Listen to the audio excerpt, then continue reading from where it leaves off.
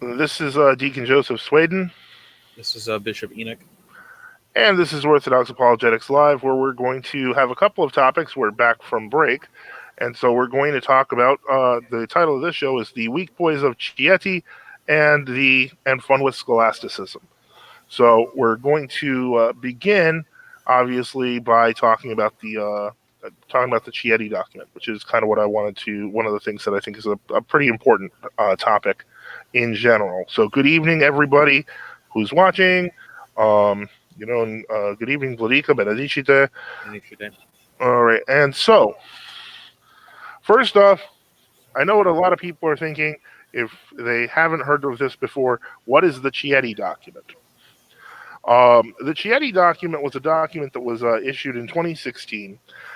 Basically, it was a joint statement between the Inter-Orthodox and Roman Catholic Commission, and a lot of people tout it as like some sort of modern delineation of the state of things in the first centuries of early Christianity.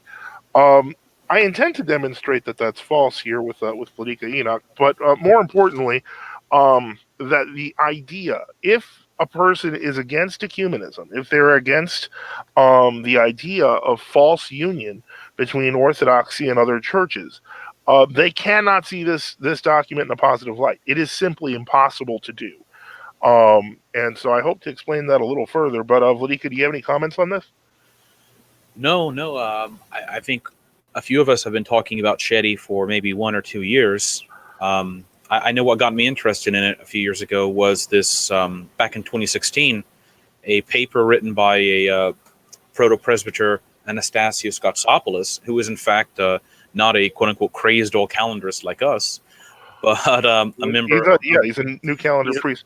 He's a relatively, not, I don't know if he's well known, but he's a new calendar priest in Greece, and he wrote they're the Impantokratoris Greek monastery. I believe published part of his master's thesis in lieu of a response to Chieti, which we're going to talk about. So, yeah, and so to get right down to the nuts and bolts of what the Chieti document is, because I think that for people who don't know, that's most important.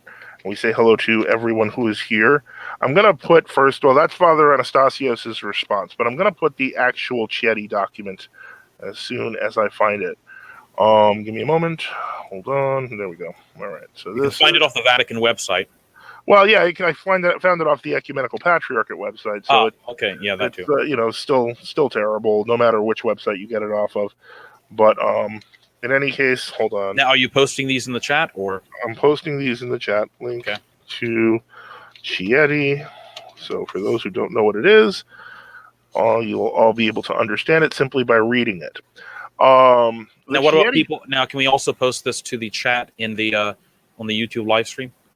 No. When I post it in here, it posts to the YouTube live stream. I'm sorry, I'm technically illiterate. Okay, go ahead. No problem.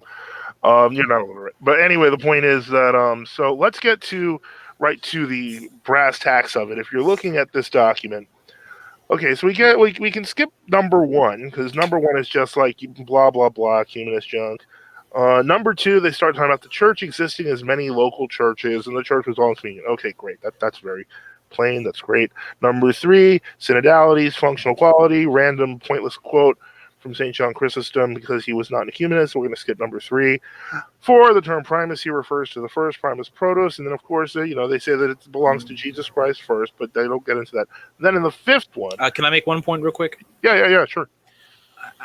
I'm wondering about when they use the word primacy, and they're equating the primacy in the church to the position of Christ. I mean, primacy in that sense, a very broad sense. Because sometimes you see papists saying that, the early church believed the Pope had a primacy among the primates or something like that. Well, that was a primacy of honor, not a primacy of dictatorial. Now he was king. So, well, I mean, I want to get into that a little bit later because of the fact that I would say that parallelism that you're seeing between this movement of the Patriarch of Constantinople being first without equals is a reflection of that same sort of papist thinking that you find in the Roman Catholic Church today. Okay. So, but that's not here yet because I still want to stick with Chieti. A lot of people don't know what it is. So we get to like the number 5. In the second millennium, communion was broken between East and West. Many efforts have been made to restore communion between Catholics and Orthodox, but they have not succeeded. The Joint International Commission for Theological Dialogue between the Roman Catholic Church and the Orthodox Church, a long name in and of itself, in its ongoing work to overcome theological divergences, has been considering the relationship between synodality and primacy in the life of the Church. Different understandings of these realities played a significant role in the division between Orthodox and Catholics. It is therefore essential to seek to establish a common understanding of these interrelated, complementary, and inseparable realities. Okay, so, number 6 basically says, look at history. I wish the people who did this document did. But in any case, the point is, number 7 talks about that everyone was in communion. That's great. Number 8 talks about the bishop being the center of apostolic unity, so on and so forth. Okay. Number 9, still dealing with the protos. Okay. Get to the regional communion. What they're doing here is they're doing the same thing that ecumenists have been doing for the past, 40 to 50 years in all these dialogues, which is they're talking about local communion, interlocal communion, and then finally universal communion. So, this even includes St. Cyprian, who would have rolled in his grave if he could have seen this sort of thing. And it goes through the protos and the bishops of other bishops of the region. In number 13, it even has apostolic canon 34. This thing looks good. It's a good looking, and I think that's one of the big differences between this and other ecumenical documents. This actually misquotes a whole bunch of documents, so it looks really good. So we get to 15. Between the 4th and 7th centuries, the order, taxis of the 5 patriarchal sees, came to be recognized, based on, and sanctioned by the ecumenical councils, with the See of Rome occupying the first place, exercising a primacy of honor. Presbyte Testimus followed the sees of Constantinople, Alexandria, Antioch, and Jerusalem, in that specific order according to the canonical tradition. In the West, the primacy of the See of Rome was understood particularly from the 4th century onwards, with reference to Peter's role among the apostles. The primacy of this Bishop of Rome among the bishops was gradually interpreted as a prerogative that was his because he was the successor of Peter, the first of the apostles. This understanding was not adopted in the East, which had a different interpretation of the scriptures and fathers on this point. Our dialogue may return to this matter in the future. For that matter, Vladika, I think our dialogue needs to return to this matter in the future, because you pointed out a text from one of the pontificals in the making of a bishop recently, didn't you? That says something very much at variance with what they're claiming here. Yes, if you look in the 8th, maybe you can say the 8th century pontifical of St. Egbert of York. And St. Egbert, I believe, reposed around 750. He was the first Archbishop of York. Not the first Bishop of York, but the first Archbishop of York. If you look in the pontifical that he had, and he basically inherited that from the Roman missionaries that came to England 150 years earlier, it states that each bishop, when he is installed, there's actually an enthronement ceremony. This was later abolished by the Tridentine period, where they have kind of this token ceremony. But if you look at the original installation ceremony or enthronement ceremony of a bishop, a ruling bishop, not an auxiliary bishop, he is called a bishop, a prelate of this apostolic see. He is called a successor of Peter. All these terms of Petrine succession are applied to an individual bishop. He could have been just the bishop of some podunk diocese, in northern Britain, out of nowhere, but he would have still been considered a successor of the apostolic see, and successor of Peter. So, I'm putting a link right now in the chat. Original consecration in the West, and I'm just going to put a link there because now that's just the service for the enthronement of the bishop. That's all that is.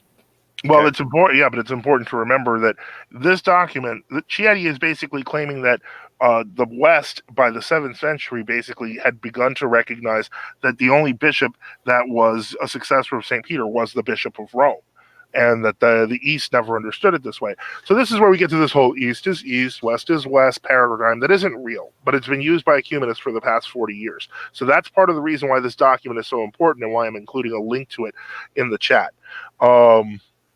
Because I think we should also mention that if you want to speak about the Bishop of Rome of having some sort of special honor because St. Peter died in Rome, well, then why not mention Alexandria? Why not mention Antioch? There were other patriarchates that had some sort of Petrine honor ascribed to them, if you know what I mean, Father Jason. Yeah, no, absolutely. They're trying to isolate this out as maybe I'm jumping in here, but what I think they're trying to do is essentially establish kind of a dual dogma on this matter. an ecumenistic dual dogma doctrine. The West always believed differently on this dogmatic point.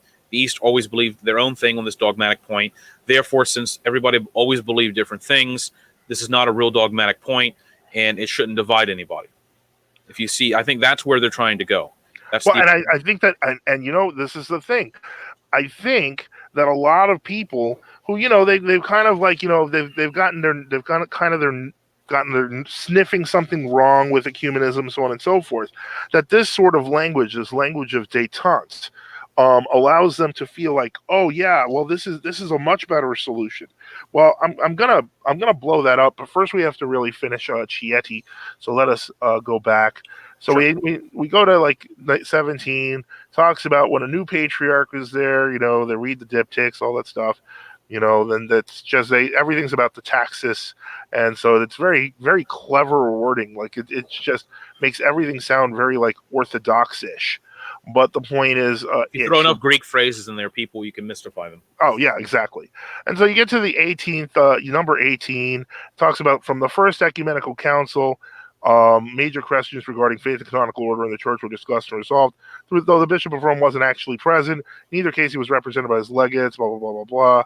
And so, then it goes, there's symphonia, there's synergia of the Bishop of Rome, symphronuntas. I mean, the Greek words are just all over the place in this thing.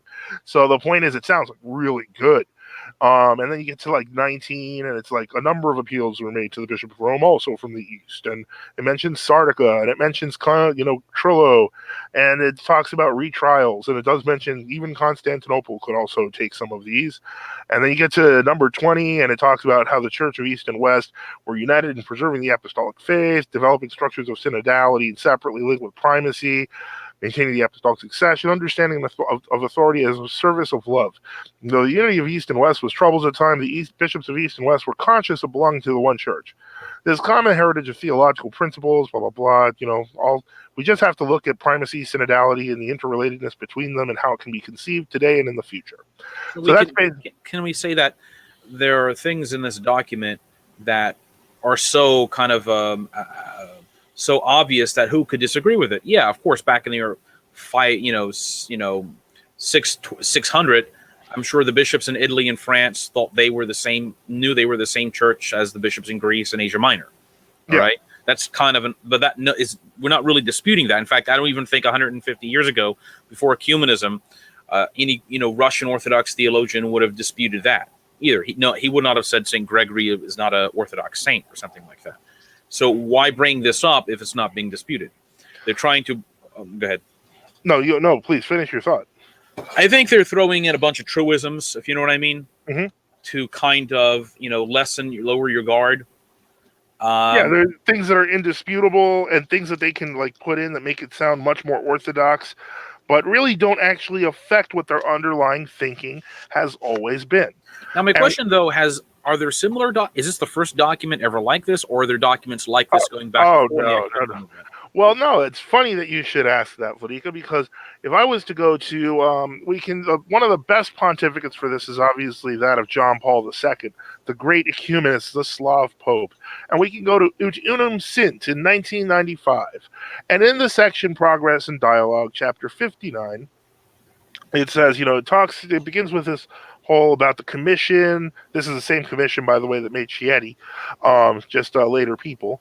And, it goes with, moreover, these joint affirmations represent the basis for Catholics and Orthodox to be able from now on to bear a faithful and common united witness in our time. And then it says, more recently, the Joint International Commission took a significant step forward with regard to the very sensitive question of the method to be followed in reestablishing full communion between the Catholic Church and the Orthodox Church, an issue that has frequently embittered relations between Catholics and Orthodox. The Commission has laid down the doctrinal foundations for a positive solution of this problem on the basis of the doctrine of sister churches. Here, too, it has become evident that the method to be followed towards full communion is the dialogue of truth fostered and sustained by the dialogue of love. A recognition of the right of the Eastern Catholic Churches to have their own organizational structures and carry out their own apostolate. This is the uniates, by the way, as well as the actual involvement of these churches in the dialogue of charity and theological dialogue will not only promote a true and fraternal mutual esteem between Orthodox and Catholics living in the same country, but will also foster their joint commitment to the work for unity. A step forward has been taken. The commitment must continue.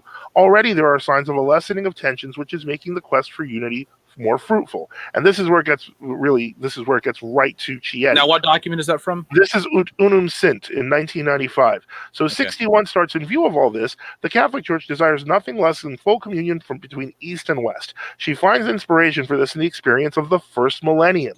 In that period, indeed, quote, the development of different experiences of ecclesial life did not present Christians through mutual relations from continuing to feel certain they were at home in any church, because praise of the one Father through Christ and the Holy Spirit rose from them all in a marvelous variety of languages and melodies. All were gathered together to celebrate the Eucharist, the heart and model for the community regarding not only spirituality and the moral life, but also the church's very structure in the variety of ministries and services under the leader of the bishop, the successor of the apostles. The first councils are an eloquent witness to this enduring unity and diversity, end quote. How can unity be restored after almost 1,000 years? This is the great task which the Catholic Church must accomplish, a task equally incumbent on the Orthodox Church. This can be understood the continuing relevance of dialogue guided by the light and strength of the Holy Spirit. Now, you may be wondering what I'm trying to get at there, but what I'm getting at is the concept of unity and diversity, and this will continue through other documents, because I can go back, and we're going to the next one is from 88, and the one before that is from Vatican II, where they talk about the structures, the ecclesial structures that these churches existed in, and that they coexisted. The idea behind Chieti, which is that the West did the West thing and the East did the East thing, is exactly the same model as 1995, 1998, 1988, and Vatican II. And we're going to go through those, and then I want to go back to Father Anastasios Katsopoulos' text, because he really slaps down virtually all of these points. And for those who weren't here, Father Anastasios Katsopoulos basically wrote a thesis answering Chieti. He is a New Calendarist priest, New Calendar priest in Greece, so no one can accuse him of being some sort of crazed zealot or anything. And the point is, he took Chieti apart. So when I hear somebody who claims to be an Orthodox apologist of any sort saying Chieti is an acceptable document, it means either A, they're completely ignorant of the fact that Chieti is virtually the same as every other ecumenical document this commission has ever produced, or B, not being honest about their own commitment to stopping ecumenism. Well, it's also possible that they could simply be naive about it, too. They may not know what it is. Yes. I mean, they could have read it and just not really looked into it. I mean, anyway, I'm just. But it does have enough. It does have enough word salad in there with the Greek words and stuff to make people think, "Well, this looks authentic." Yes. Okay. Go ahead. Continue. Okay. So we continue, and so we go to this document, and this was interesting because this document was referenced in Unum Sint, and it made me go look for it. And strangely enough, on the Vatican website, you can't find it in English. What document is that? It's called Juntus in Mundum. And the point is, it is actually in English on other sites, but it is not in English on the Vatican website. You can only find it's referenced by Chieti? It's not referenced by Chieti. It's referenced by Unum Sint. I'm going to tie these all together in a fantastic way with a document that took place after Chieti, but I'm not quite done. So let me see if I can just skip past, because I realized that even though I did take out parts of these documents because they're just long and really painful, just reading that last one made me realize I didn't take out enough. Because this is just all this dialogue of love and blah blah blah. And okay, so this one starts out with chapter 9. It says, the baptism of Rus took place, as I have already pointed out, and at a time when the two forms of Christianity had already developed. The Eastern form linked with Byzantium, and the Western linked with Rome. If you can find Juntus in Mundum, it's actually, it talks a lot about Saints Kirill and Methodius, and how, it talks about the Eastern form that St. Vladimir adopted, even though I'm pretty sure, weren't St. Kirill and Methodius not actually Byzantine, right? The evidence seems to be they did at least probably use both for different missions. Okay. But Saint was it Saint Kirill, I believe, or one of them. They both went to Rome at one point. They brought the relics of Saint Clement. One of them died. Forgive me for not knowing it.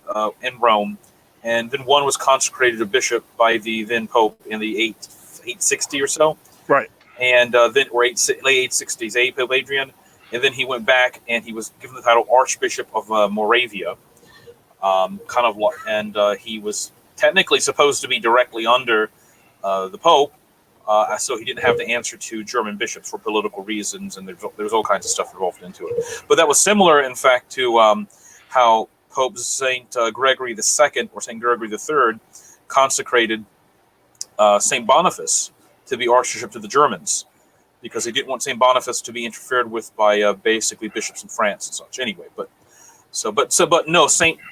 They would have been familiar, yes, with what was being done in Rome, because in fact the earliest Church Slavonic document is in fact a Roman Rite sacramentary from around the year 900. So anyway, Yeah, this is all.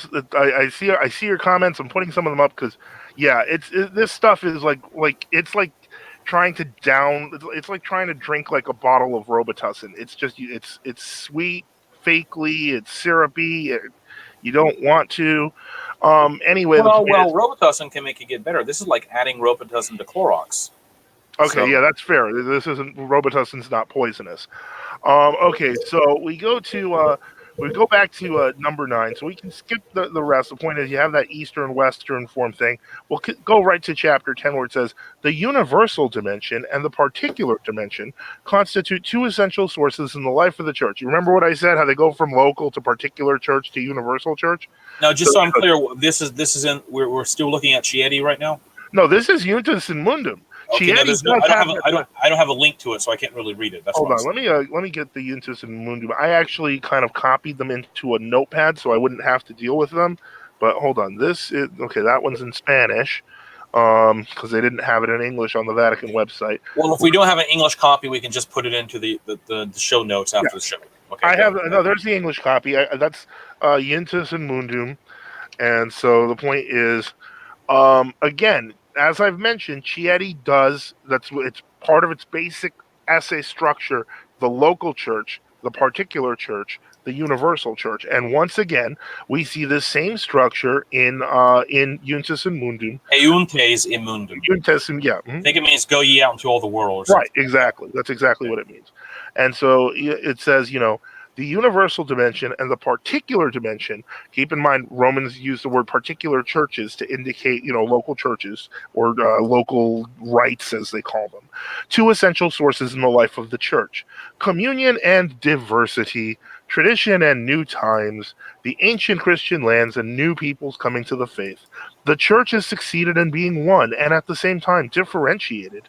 Accepting unity as the first principle, she has taken on different forms in individual parts of the world. Whoa, I'm sorry to stop you here for a second. Unity as the first principle? Whoa. The first principle in the church is truth. Faith. It's truth.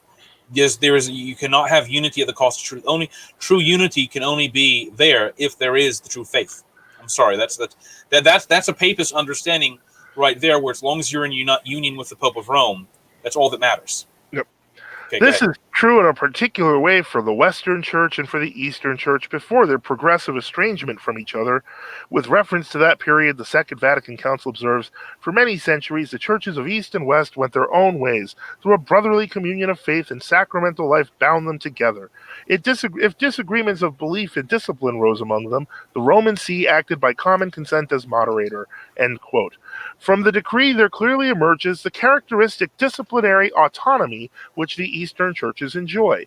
This is not the result of privileges granted by the Church of Rome, but of the law which those churches have possessed since apostolic times.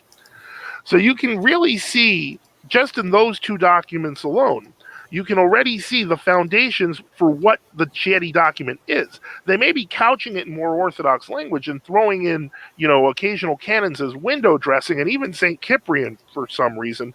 But the point is, this is the same ecumenical language that they have been using for 30 years. And if you disagree that it's been for more than 30 years, because I've been Orthodox for 20 years, so I guess, what is it now, 1965? Like for almost 60 years. But the point is, we go now to Unitatis Redintegratio, or, the restoration of unity. And that is one of the documents of Vatican II. And that says, the special consideration of the Eastern churches. And again, we have, for many centuries, the Church of the East and of the West each followed their own separate ways, though linked in a brotherly union of faith and sacramental life. The Roman See, by common consent, acted as guide when disagreements arose between them over matters of faith or discipline. Among other matters of great importance, it is a pleasure for this council to remind everyone that there flourish in the East many particular or local churches, among which the patriarchal churches hold first place, and not a few pride themselves in tracing their origins back to the apostles themselves. Hence, a matter of primary concern and care among the Easterns in their local churches has been and still is to preserve the family ties and common faith and charity which ought to exist between sister churches. And then it goes on and on. I What deleted does that. that mean? Well, what this is the blueprint. I hate to say this, and this is because it's almost devious when you read it. It sounds like loving and stuff, but what they're really doing is they're kind of saying, well, the Easterners have kind of been always into their own autonomy. So what we gotta figure out is when we're reaching out to them, how to let them feel good about having that autonomy. And so they're actually kind of preparing. Their Chieti was a document that's 50 years in the making. Effectively, this document is the document that fooled the people. So the point is, the key is, but the scam is still there. So more from that chapter. It says, however, the heritage handed down by the apostles was received with differences in form and manner, so that from the earliest times of the church it was explained variously in different places, owing to diversities of genius and conditions of life. All this, quite apart from external causes, prepared the way for decisions arising also from a lack of charity and mutual understanding. And it says, for this reason, the Holy Council urges all, but especially those who intend to devote themselves to the restoration of full communion hoped for between the churches of the East and the Catholic Church, to give due consideration to this special feature of the origin and growth of the Eastern churches, and to the character of the relations which obtained between them and the Roman See before separation. They must take full account of all these factors, and where this is done, it will greatly contribute to the dialogue that is looked for. So you see, this is actually a guiding document that this was obviously for the bishops of the Roman Catholic Church in how to sucker the Orthodox into unity. And so the point is, Chieti is simply a product of this process. And it's obviously the most successful product when you have people who claim to be against ecumenism and claim to, proclaim the Orthodox faith, saying, hey, Chieti's all right. No, Chieti's terrible. It's the exact same thing they've been trying to do for the past 60 years. So we get to chapter 16, and right with this is literally, you could just lift it right out of Chieti. Already from the earliest times, the Eastern churches followed their own forms of ecclesiastical law and custom, which were sanctioned by the approval of the fathers of the church, of synods, and even of ecumenical councils. Far from being an obstacle to the church's unity, a certain diversity of customs and observances only adds to her splendor, and is of great help in carrying out her mission, as has already been stated. To remove, then, all shadow of doubt, this Holy Council solemnly declares that the churches of the East, while remembering the necessary unity of the whole church, have the power to govern themselves according to the disciplines proper to them, since these are better suited to the character of their faithful and more for the good of their souls. The perfect observance of this traditional principle, not always indeed carried out in practice, is one of the essential prerequisites for any restoration of unity. Well, thanks for your permission, Vatican II. We can finally run ourselves. But this is my point. Chieti literally is stating nothing other than what was stated in 1965. Nothing. There is absolutely no difference. Continues on. Do you really want to hear about the liturgical diversity? I don't know if you want me to go to that, or should I just stop here? I mean, I don't know what they're going to say. I have no idea. So it's gonna be just as syrupy. I'm sorry. I don't read the comments fast. So if you guys are like, please no, I'm so sorry. Well, sure, I guess. I don't. That's all right. Go ahead. All this heritage of spirituality and liturgy, of discipline and theology, in its various traditions, this Holy Synod declares to belong to the full and Catholic and apostolic character of the Church. We thank God that many Eastern children of the Catholic Church who preserve this heritage and wish to express it more faithfully and completely in their lives are already living in full communion with their brethren who follow the tradition of the West. Just so I'm clear, this is a document from the Second Vatican Council we're now reading? That's correct. Unitatis Redintegratio. After taking all first off, there is only one theology, and to say it's expressed in different traditions, what does that even mean? A great diversity. Well, I didn't want to, since this isn't the Monophysite or the Nestorian show, I didn't want to quote all the stuff they wrote on that. Oh, well, we know. Okay. It's kind of like this, except that, it uses, I guess, more Mar and stuff like that. But all right. Well, I don't want to go anymore. Well, you're going to tie all this together, right?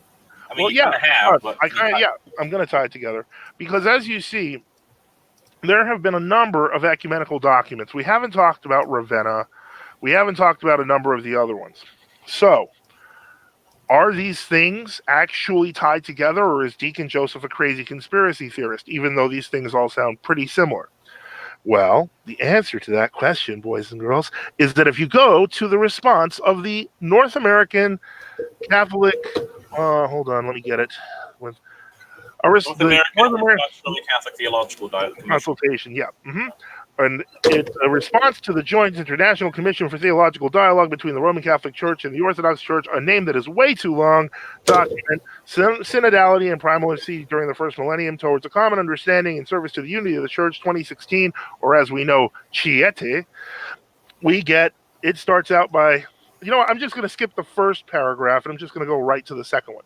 And it says, this text is the first statement adopted by the Joint International Commission since the Ravenna document, Ecclesiological and Canonical Consequences of the Sacramental Nature of the Church, Ecclesial Communion, Conciliarity, and Authority in 2007. The Chieti text builds upon the earlier text adopted by the Joint International Commission at Rhodes, 1980, Munich, 1982, Bari, 1987, Velamo, 1988, Palamon, 1993, and Ravenna, 2007. As part of its work, the North American Orthodox Catholic Consultation has offered a response to each of these statements. With thanks to God, we members of the North American Orthodox Catholic Theological Consultation see the Chieti statement as the fruit of perseverance and fidelity to our one Lord. It is a fruit holding many seeds, potentially yielding a harvest for the countless members of our churches who experience the division every day in their lives and pray for it to be healed. Hoping to increase that harvest, we respond to Chieti. Although this consultation does not speak officially for either of our churches, we have been asked to represent them in this dialogue. We submit this response to our leaders, faithful, and the members of the international dialogue for their prayerful consideration as a means of hastening the progress along the path to full communion. The North American consultation has been engaged in an ongoing discussion on the question of conciliarity and primacy in the Church. Established in 1965, our consultation has produced 29 agreed statements. Among these are 3 statements directly related to the topic of conciliarity and primacy. These are, I'm not going to read them because I didn't look them up and I don't want to. Okay. But, then basically... Many of them are statements that say they should recognize each other's sacraments and joint prayers and things like that. And they all have the same thing, which is the whole unity with the Pope, diversity among ourselves. And the point is the concept, all Chieti does in a way, and this is where Father Anastasios' letter is actually useful, is it makes the problem worse. Because what it effectively says is the East is its own in its own sphere, the West is its own in its own sphere. The West always believed in this, super Pope and stuff like that. These people are just going, well, that's great. No, that's actually terrible because it's a misrepresentation of what Orthodoxy was in the West. And it took a New Calendar Church priest in Greece to actually point to the West and say that's not true. So we're going to get to that in a few. I'm going to actually get back to the stream and see if I can what's it called? Do we have any questions in the meantime, or I'm looking, and then let's see. He's asking. Okay, now we've got a few comments. So let's see here. Okay. And so let's see the earliest Church Slavonic document is a Roman Rite sacramentary for the 9th century. It's actually 10th century, but it's all right. Okay. From the anti-Western Rite Rocor trads. Sean Ridlin, is Christ a polygamist with 2 sister wives? Are you sure Mormons didn't write this? Maybe. I don't know. You'd have to ask the theological consultation between the Roman Catholics and the Muslims. So let's continue on. It's because of what Vladiki asked Sean Ridlin, where's the Mormon comment from? It's because I understand. Yes, I understand. Okay. And then we go here, and then Alexander Brown writes, I think this language helps fuel Orthodox, quote-unquote, renovationists from the right. Romanitas ate this stuff up. Yeah, it wouldn't surprise me. And Romanitas, I hate to say this, but that was one of the problems with why Romanitas was so popular, is because his language was populist. It was kind of ethnocentrist in the sense that it was like, we're the real Romans. But the point is, it allows the question of ethnicity to be okay. And so if you believe that it's simply about your ethnic history, then, the Chieti document is a wonder-working document for you because it allows you to be just as Greek as you want, even though you're now a heretic because you believe that the Pope is okay. Romanities set on ecumenical commissions, of course. Yeah, no, he With the did. Monophysites, the Roman Catholics, the Lutherans, he produced several documents with them. And he left. Supposedly, he left because of the fact that he felt that they were being dishonest. But I don't know if that's really a charge. I don't think that's accurate because many of the things he continued, he had his own website up in the mid '90s. I think he died 2000 or Yeah. so, and he was publishing these pro Monophysite texts. Yeah. In the late, attacking Saint Leo the Great as a heretic in the late 1990s. So they can claim Romanites said this and some document about we need to be honest in 1974. Well, I mean, to him, honesty, he didn't care if you threw out many of the Western fathers. I mean, or all of the Western fathers since St. Augustine. Yeah, and of course, many of them have the habit, unfortunately, of when they encounter a father they do not like, they will not accrue to him the title of saint. I don't know if you've ever noticed that. But Alexander Brown asks a totally legitimate question. He says, "Why do so many Orthodox cite his work then? I even know true Orthodox who think he was a genius." Yeah, so do we, and we think that that's terrible. Because Romanides, I hate to say it, whenever I hear we are Greeks and you are Latins, or the other way around, it just sounds like barbarian talk. And the frank truth is, Romanides really brought this to life by simply saying, "No, we are Romans." So now the barbarians are yelling at each other, "We are the Romans." No, we are. Yeah, I mean, of course, Romanides was a barbarian himself. He supported the French Revolution. He thought it was great. Well, he thought it was the proof that the serfs were going to take up their Roman heritage against this Frank Napoleon. It's like it just some crazy stuff he's got there. So the point is, well, Napoleon. I don't think he believed Napoleon was a Frank. I think Napoleon came from Sardica, or not Sardica, but Sardinia. Yeah. So I think he thought Napoleon was this revival of some Roman attitude in France to overthrowing the Frankish monarchy, and they never mind the fact that they murdered hundreds of thousands of people and proclaimed atheism and all this other stuff. But then again, Romanides thought Marxism was compatible with Orthodoxy. Yeah. So the problem is, well, the problem is that again, that's the danger of populism in writing. If you're not focused on the truth and you're focused on getting the crowds, usually you'll probably present things less than honestly to do it. And so I think that that's really what it comes down to. I think a lot of people were very proud of his work as a writer and speaker, and he changed the public discourse. In my opinion, he changed the public discourse looking back, decades later for the worse. But at the time, it looked like it was really helpful. But it wasn't helpful. Now, my question real quick, Father, is Chieti document, Ravenna, these documents, who were, I guess they were people from the Ecumenical Patriarchate, Moscow Patriarchate, the Greek New Calendar Church. These were the ones sitting on it and signed the end result document, correct? Yeah, they're they're a commission that they rotate, and they're on orders of their respective churches.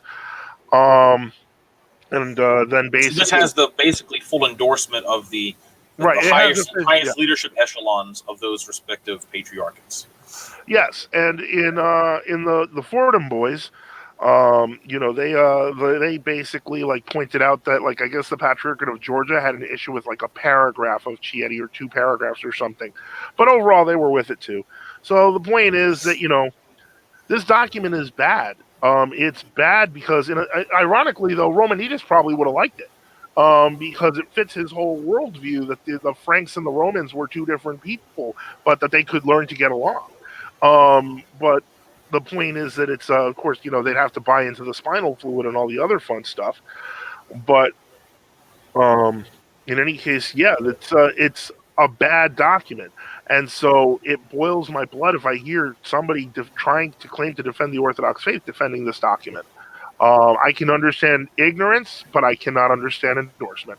So do you want to go over some of the material from Father Anastasios Gaxopoulos' master's thesis on this?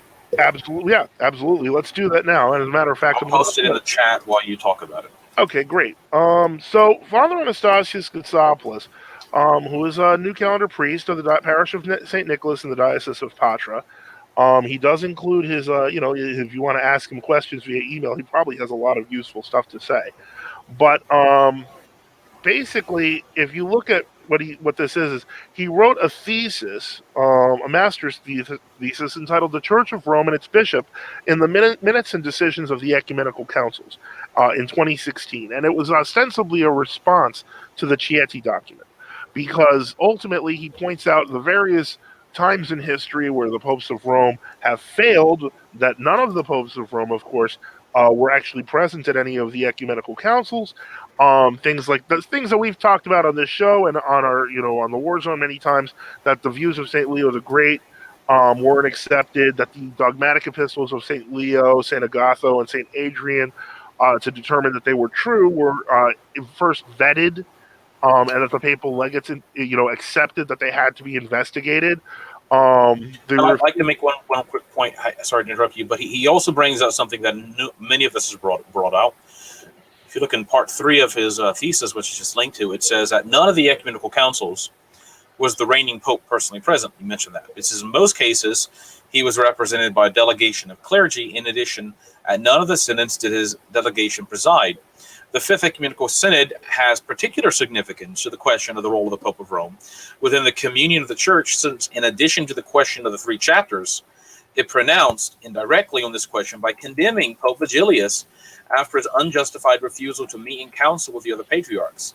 For the ancient Church in both East and West, the Pope was subject to synodal judgment and authority, and not only matters of faith, but also in those regarding the canonical order of the Church. And just so you understand this, people forget that when Pope Vigilius initially, when he was going to accept when he said he was going to accept the decision of the Fifth Ecumenical Council and the condemnation of the 3 chapters, it created this massive discord in the West, where people simply broke communion with him, and they didn't think anything about it.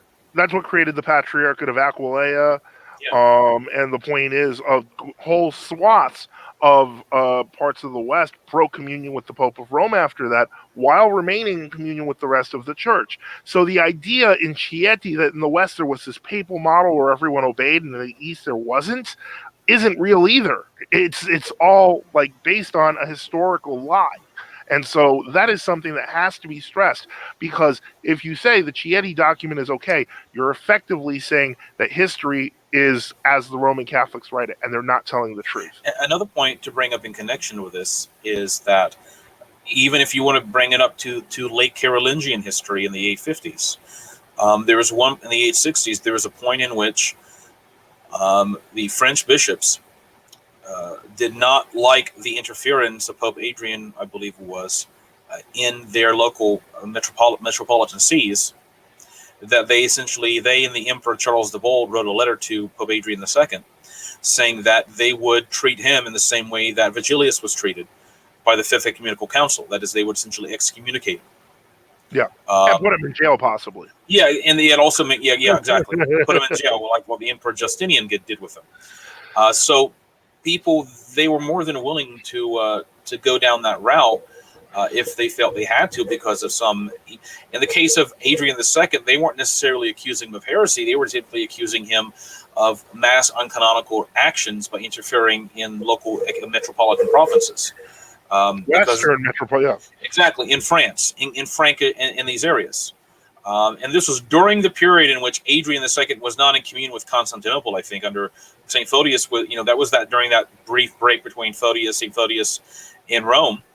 And it wasn't like Pope Nicholas and his successors, who had tried to maintain this breach, had necessarily support from Frankish bishops over these matters, or at least over the supremacy of the Pope, or whatever they were claiming. I'm not even sure if he was claiming supremacy, but it was just an issue. My point is that if you can imagine, French bishops were saying, "Look, you don't have this authority canonically to do these things." In the 860s, they certainly wouldn't have accepted Pastor Aeternus or Vatican I documents.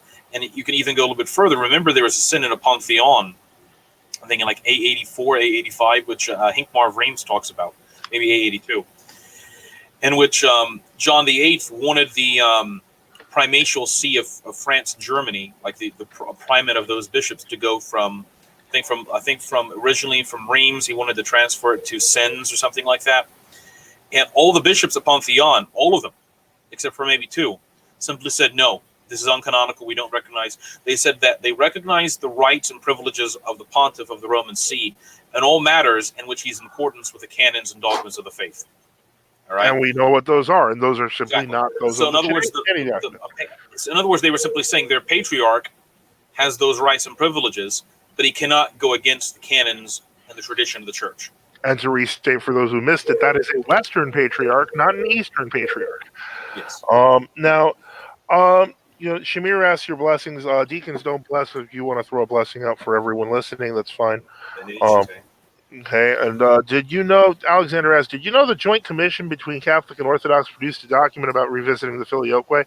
Yes, we did know that, and they've produced a lot of documents on virtually everything that divides Orthodoxy and Roman Catholicism and tried to mush it down into a difference of opinion. I should also point out real quick, before we continue with Father Anastasius' paper, but just to reinforce this point even more, that even during the Hildebrandian, for example, there's the famous Norman Anonymous or the York Tracts, which are written sometime between the year 1080 and 1100, in which the French writers were writing against Hildebrand.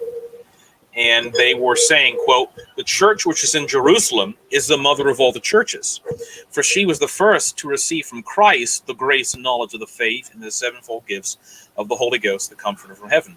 But the Church of Rome was given precedence over her, that is Jerusalem, not by Christ or his apostles, but by men.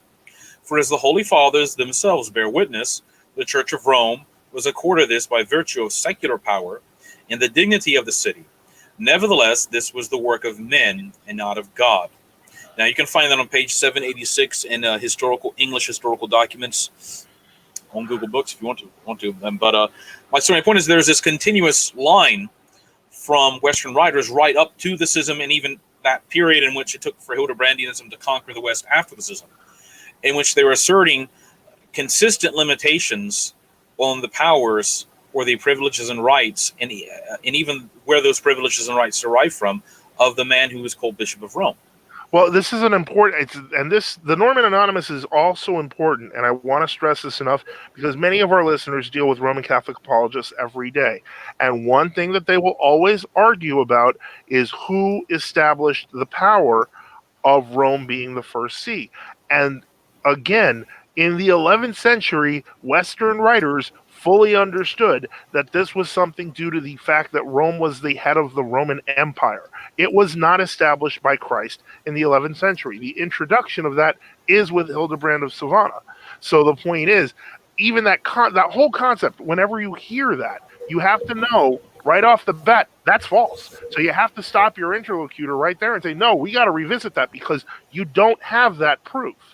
But it also seems to me that if they do find Petrine language in any ascription to the Bishop of Rome in the first century, that first off, once you compare that language to how they talked about even regular ruling bishops out in the middle of nowhere in their enthronement service, what happens? It immediately gets lowered.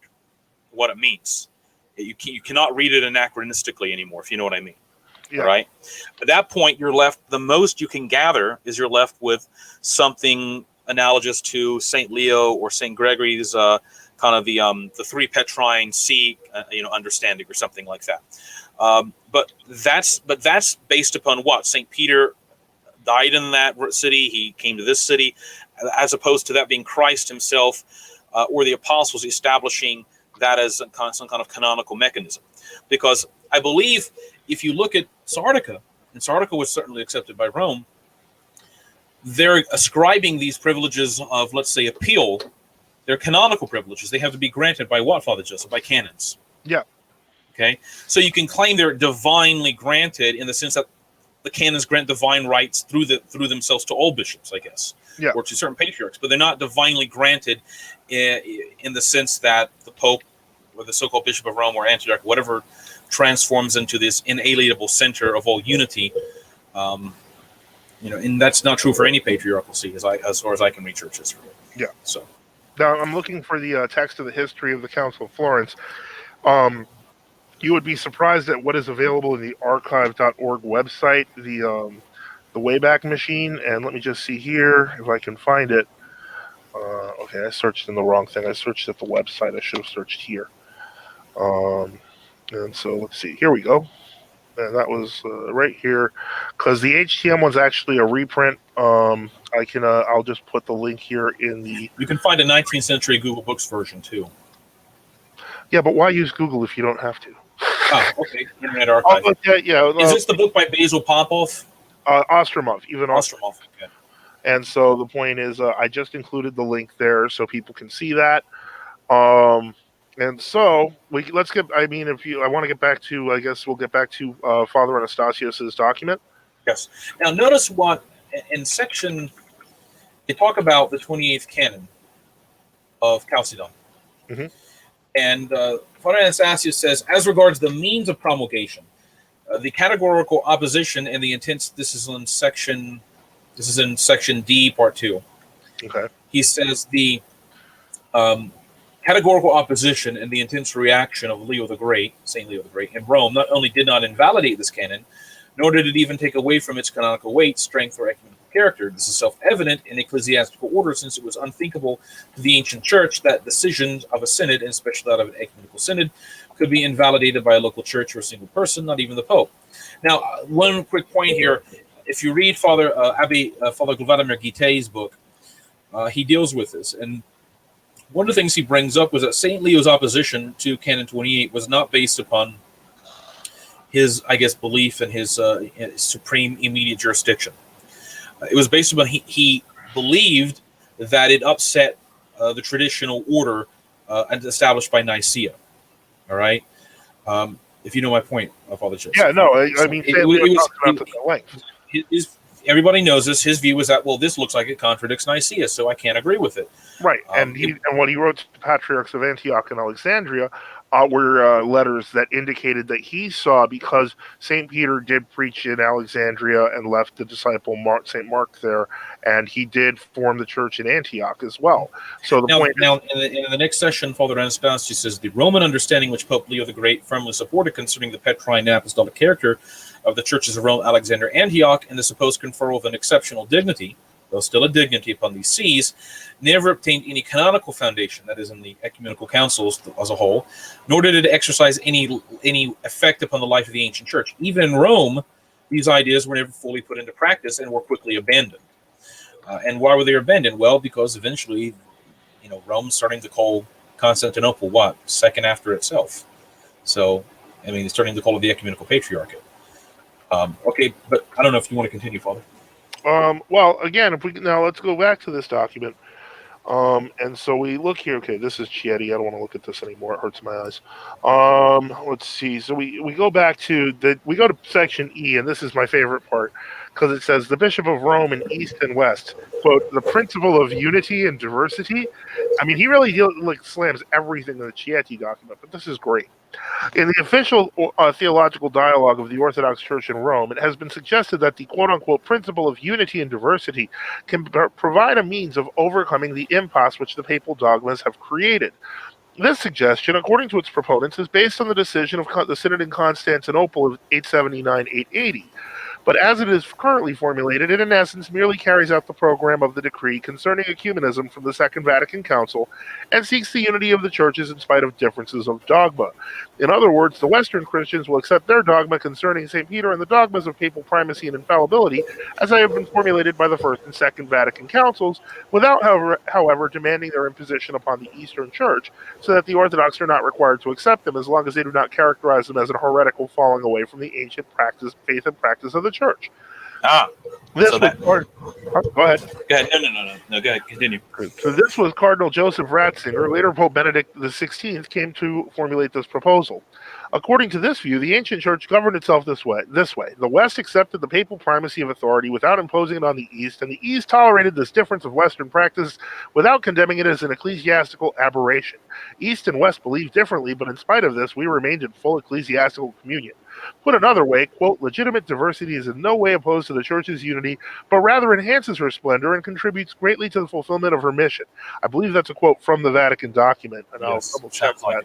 That is, let's see, what was the quote there? Oh, yeah, that's from Ut Unum Sint, 1995. So that was the first one I found. It sounded like something you had said or you had mentioned. Yeah, I know. Before we proceed to our necessary and brief critique of this suggestion, it's necessary to understand its true implications. Particularly revealing on this point is the speech where Pope John Paul gave to the Eastern Catholic Patriarchs, the Uniates, on 9/29, 1998. Among other things, he said to the Uniate Patriarchs, I ask you to give to the Pope your help in the name of that responsibility for reestablishing full communion with the Orthodox churches, cf. Orientalum Ecclesiarum, number 24, which belongs to you as patriarchs of churches that share so much of the liturgical, theological, and spiritual and canonical patrimony with Orthodoxy.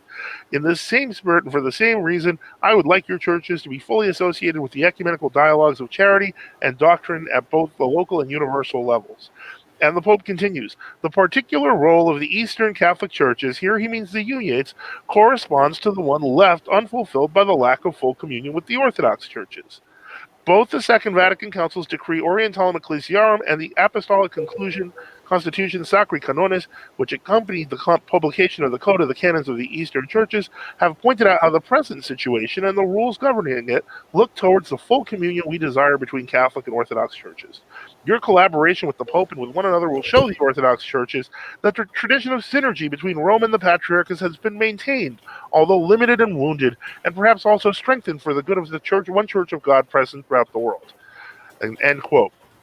And he says, the above texts clearly show how Rome desires and seeks, despite its contrary or assurances to the contrary, full communion obtained with Orthodoxy on the basis of an enhanced version of the Unia, which can also include the Orthodox. Towards this aim, the contribution of the principle diversity and unity is formative, despite the fact that it is neither historically proven nor theologically acceptable as presented here. The study and acts of decisions of the ecumenical synods demonstrates as historically fabricated the contention that in the ancient church of the first millennium, the East and West held different beliefs about the position of the Bishop of Rome. On the contrary, we see that in spite of the fact that the church's Rome's lineage from St. Peter was recognized, even the Western Latin Church never accepted any form of papal supremacy of jurisdiction, primacy of authority over the entire church, nor did it recognize the Pope as possessor of an exclusive right to articulate the faith, never mind any form of infallibility. We remind the reader succinctly of one. I read this part. The papal legates accepting the synodal vetting of the papal dogmatical epistles with St. Leo, St. Agathon, and St. Adrian to determine if they were in accord with the ecclesiastical tradition. The views of St. Leo the Great against Canon 28 at Chalcedon were not even accepted by his immediate successors and were abandoned in the West until the time of the schism. 3, the refusal of the Latin bishops of the West to accept Pope Vigilius' decision concerning the faith, and consequently his repeated condemnations by Western synods, both before and after the Fifth Ecumenical Synod. 4, the expressed self-understanding of the same Pope Vigilius, who did not once claim to possess some superior alleged authority derived from divine right or Petrine authority, which meant that the Church and the rest of the patriarchs ought to be subject to him. Additionally, Pope Vigilius never accused the Synod of being contrary to the canons or invalid simply because of his disagreements or absence. On the contrary, he explicitly promised that he would conform to the decision of the Synod concerning the faith, considering its decision to censure him as just. Just in case, because we did put this link at the beginning, I am going to put this link again. Father Anastasius Katsopoulos' response. So if anyone wants to read along, they can. And he continues to go on. The fifth point is that the Church of Rome in 680 actually gathered a synod of bishops to condemn anathematism instead of just, I guess saying, for example, it says it's indicative how the Synod of Rome mentions they came to this together with this decision with great labor from, quote, from the climes of the ocean in order to consult in synod so that our humble suggestions might proceed from a council of widespread influence, lest if only a part were cognizant of what was being done, it might escape notice of part. 6 is the cooperation of Rome, the condemnation of Honorius. 7, the West accepted the decisive role of the emperor. He gives a few other, gives additional cases. I should also like to point out, Honorius, the case of Honorius cannot simply be stressed enough, especially concerning the fact that when I believe Pope St. Leo II in the late 680s wrote to the Spanish Church, he basically said, "Please, will you ratify the decisions of the Sixth Ecumenical Council?" Now, he didn't write him a letter saying, "Here, these are the decisions that you have because I've approved them." You have to accept them. And basically, I think St. Ildefonso maybe was the Archbishop of Toledo. I'm not quite sure who was the Archbishop of Toledo at the time. He said, "Well, we'll look at them. How about that?" And they did, and they said, "Look, we find these in concord with the Catholic and Apostolic faith. But in these letters that Leo II wrote to the Spanish bishops and to the Spanish king in the 680s, he basically calls Honorius a heretic as well. So, okay. So anyway, people can read this. I don't think we should necessarily spend our time. We don't have to read the whole thing. Yeah. We just finished the first hour or so, but the point is that if you look here, he gives 9 points, which are indisputable. We've brought up a number of them before on the show. We'll continue bringing them up because as much as people want to deny them, that's the historical truth. I mean, again, and we brought up some extra points. I brought up the point of the Emperor Charles the Bold and the French bishops threatening to excommunicate the Pope. I brought up the issue of the Synod of Ponthion in the 80s. The Norman Anonymous. The Norman Anonymous. You can bring up the 963 decision where the Lombard, German, and Italian bishops held a council in Rome and they deposed the Pope, Octavian or John the 12th or something like that. So, I mean, you can find these over and over again. Generally, papists want some sort of argument where you have like 1,000 references and every single father condemning everything. I mean, first off, you don't condemn your own patriarch unless there's a real big problem. Yeah. All right. So you're not necessarily going to find in massive extent works in the writings of, I don't know, Saint Bede, where he's attacking the Pope especially if his own Pope is Orthodox. What need does he have to attack him? All right. So in this particular case, the historical circumstances of each of these cases demonstrate the mentality of the people when it comes to dealing with papal heresy, when it comes to dealing with papal canonical infraction.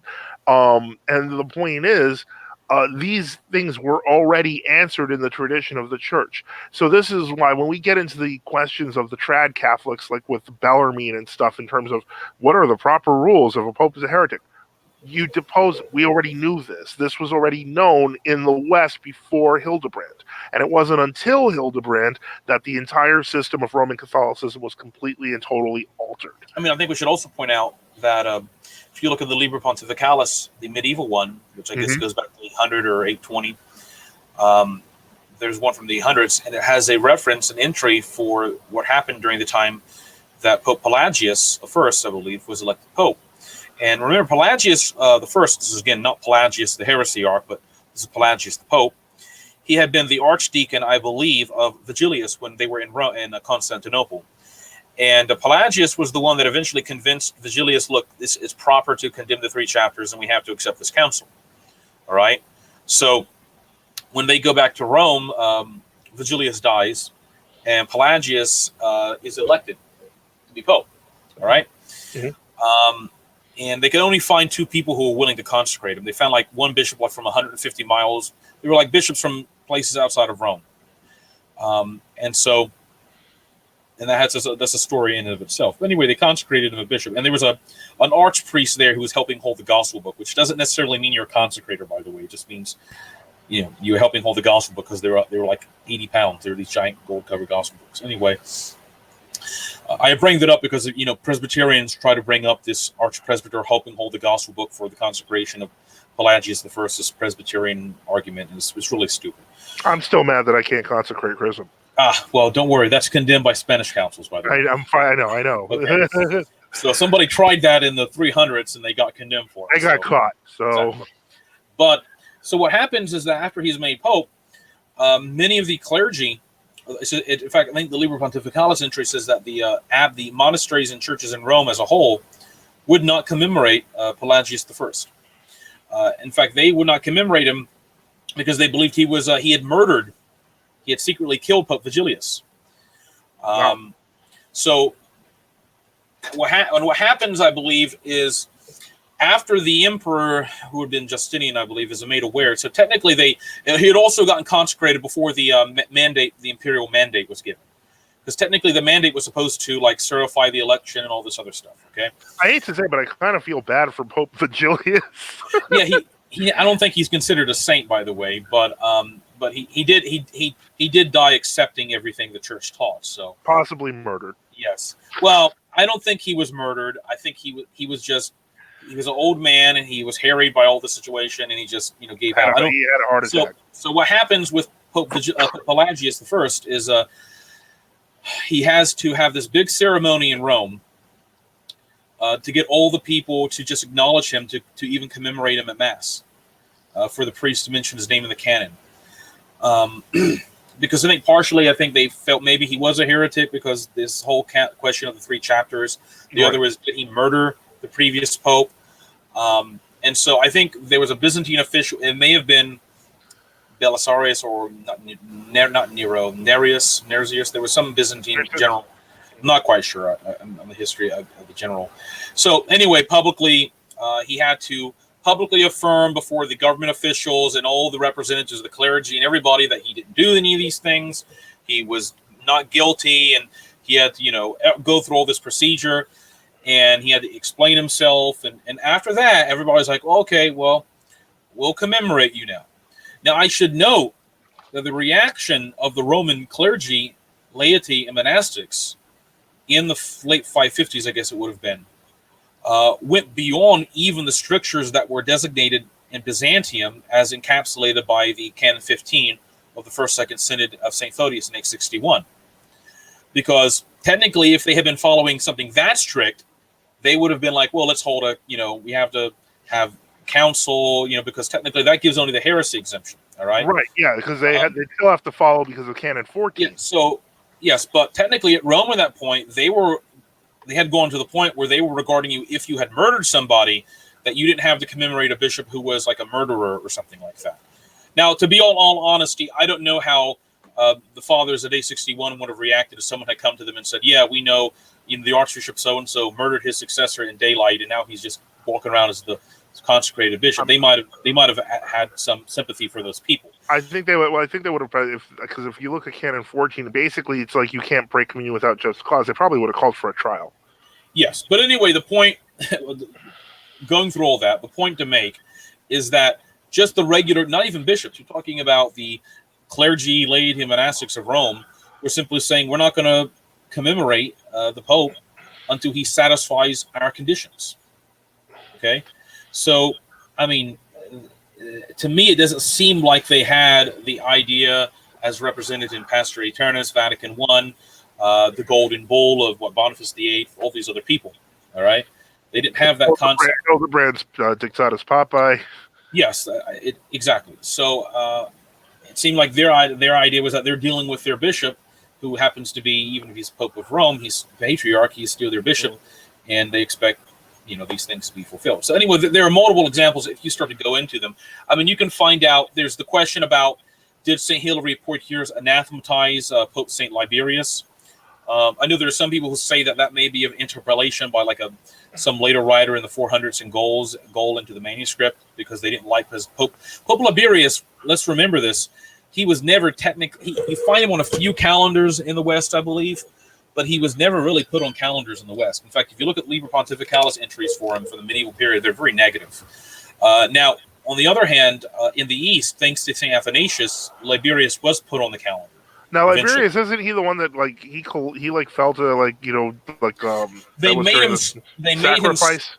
No. You're thinking of Melchiades back in the 310s or something, 300s. Look at the pope look at the list of popes in the early 300s. One of them starts with an M, like Melchiades or something. Okay. But with Liberius, the case was this: pressure was put on him to sign what was really an Arianizing confession of faith. Okay. Now, technically, you could have read the Confession of Faith and said, well, it looks acceptable, all right? But the Arians were very sly, like Auxentius of Milan, George of Laodicea, all these other people. And that's why St. Athanasius, contrary to common belief, did not commune with Arians, all right? He did not commune with the quote-unquote the official church in the East, because he knew these people. St. Hilary of Poitiers knew these people. St. Hilary of Poitiers wrote a whole work against Auxentius of Milan. So they made Liberius sign this document under pressure. I don't know if it was physical pressure. They had tortured him, maybe. And they also made him subscribe to the deposition of St. Athanasius. Okay? So now St. Athanasius, of course, recognized none of these depositions. There was a council in Jerusalem, and one in Beirut, one in Antioch, by supposedly canonical bishops who deposed St. Athanasius. St. Athanasius was like, I don't care, these people are heretics, doesn't matter to me.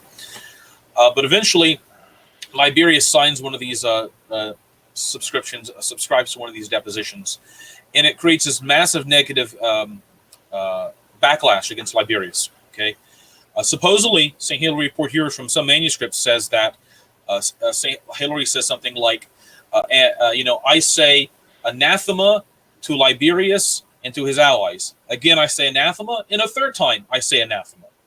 All right. Now, according to tradition and wider tradition, we do believe Pope Liberius eventually recanted of these confessions. All right. And he repented. I think he may have. I'm not quite sure if he didn't die a short time afterwards. So he is on the church calendar. But in Rome, they still had a very negative view of him. Even if he repented, the concept is that he had sullied the name of the Roman Church by basically condemning St. Athanasius and subscribing to what was in essence, even if he didn't believe it was in essence a heretical confession of faith and such. You can find another case, I believe, of one of the popes, and I think he was maybe the Anastasius II, like around 500. If you go on Google Books or Internet Archive and type in Liber Pontificalis, they have the Liber Pontificalis entries up to like 650 or 620, and they're really interesting. It doesn't mean everything is accurate, but you at least get to see the attitude of the early medieval and late antique Roman Church or clergy of the Roman Church, what they thought about matters. And I believe there was there was a Pope Anastasius II right after Gelasius. I can't quite remember, the late 490s. And what had happened was, at that time, Rome was not in communion with any of the Eastern patriarchs at that time, by 500, because of the Henoticon of Zeno. All right, and I think we all kind of know what the Henoticon is. It was like it was essentially a proto-ecumenical document where you accepted three councils. Nobody was supposed to talk about Chalcedon, and they just condemned Eutyches and Nestorius, and they have the 12 anathemas of St. Cyril, St. Kirill, but you weren't supposed to mention anything else. It was a mechanism for the heretics to take control of everything, in essence. All right, and but in Rome, in the Orthodox West, they simply said, "Well, we're not going to abandon Chalcedon. This is blasphemy, and we break communion with you." But what had happened was there was an archdeacon, or maybe a deacon from Thessalonica, or from somewhere in Greece or Asia Minor, who had been ordained by Acacius, who was then maybe he had been ordained originally by Acacius, but he had been under a bishop who still subscribed to the Henoticon. And he traveled to Rome, and apparently Anastasius II, as I recall, allowed him to serve at Mass. And Anastasius II didn't apparently make him public. Now, I don't know what he privately said to him, but he didn't publicly make him sign any documents renouncing the Henoticon or any of this other stuff. And the Roman clergy, a lot of them simply broke communion with Anastasius because of this. Now, I think he later repaired it by saying, this deacon has to renounce this and all this other stuff. But you can see how willing the Roman clergy were in the early medieval, late antiquity, early Middle Ages, and even a little bit later, to simply say, look, if the Pope is going to go teach heresy and to even commune with heretics, even if he's claiming he's not teaching heresy, because, there's the famous, I'm not being able to quite find it, but quote attributed to Pope St. Agatho, that he who communes with heretics becomes a heretic. Okay, and that's what they thought. So, whatever, they didn't have this view again of direct, romanticized Chieti view of that the exactly. Pope of Rome was all powerful. A lot of times they were just as willing, if not more so than any Eastern bishop, to attack and criticize their own Pope, because they considered it. It was their duty. Yes, it was their duty, and there was the attitude of the Christian attitude that if our bishop Pope is not teaching the right faith, then just trying to be nice and avoid confrontation, that's not working at a certain point. All right, and that was never their mentality. Exactly. I mean, they would not necessarily want to disrespect him, and they didn't think about it as personal disrespect, but this is the faith, and your salvation is online here. All right, so. Okay, so I think we've safely established that the West, before the schism and all the way up to the schism, had no concept of this monarchical primacy, anachronistic view that many Roman Catholic writers have. And even when you read statements supposedly by Pope St. Agatho, Pope St. Gregory, or whoever in the first 700, 800, 900 years, etc., do not read back into them Hildebrandian, Urban the Seventh, don't read back into the Boniface VIII or Pius V or Leo the Ninth. Don't read back if you know what I mean. Don't read back into them ideas that are not really present there. You have to look at what the text actually says, how people interpret it, what was the wider context, and that will give you an understanding of what the text actually means. Yeah, exactly. Okay, well, I guess we can go to the next topic. So let me let's quickly change our banner here. If you can continue, Father, I have to get something to drink. Okay, no problem. Okay, so the next topic that we have here is fun with scholasticism. Basically, it grew from a topic discussion on Twitter, where somebody had been asking a question of, somebody, an Orthodox guy I talked to on Twitter, who was he's New Calendar. He was kind of I guess he was defending the concept of scholasticism in terms of critical thinking, and basically another Orthodox guy pointed out, well, that's the reason that the scholastics fell is because they became insane due to their deprivation from God, and noted the necessity of experience. And one of the reasons why this is interesting, and I kind of am hoping that Bishop Enoch comes back here, is because it relates back to a discussion we were having on the different kinds of scholasticism. So it's important to remember that the earliest forms of scholasticism, which were really just reintroducing Aristotelian dialectic, which has some use, don't get me wrong, there is a use to, for example, logic and logical principles in discussion, but it must always be within the context of what the fathers of the church taught. It must always be in context of illumination. And so the point is that what I found that was I wanted to talk about, I mentioned this, is that the problem of low scholasticism or early scholasticism at the time and high scholasticism, which we find in the 12th, 13th, or late 12th, 13th, and 14th centuries, ultimately to when we get to Tridentine scholasticism, is they're very different problems. And what I mean by that is that in the first case, the early scholastics like Anselm, so forth, they basically used dialectic, but they also used a lot of big forgeries. Yes. So that was their problem. And the high scholastics, because it was really a discussion that started about Barlaam the Calabrian as to whether he was a scholastic at all, and he was a high scholastic, was that by then, at that point in scholasticism, the fathers weren't even really necessary in their thinking. And so they began to abandon them. And I know you had more to say about this before the show, but if you could reiterate some of that, like the change in Thomas Aquinas, for example.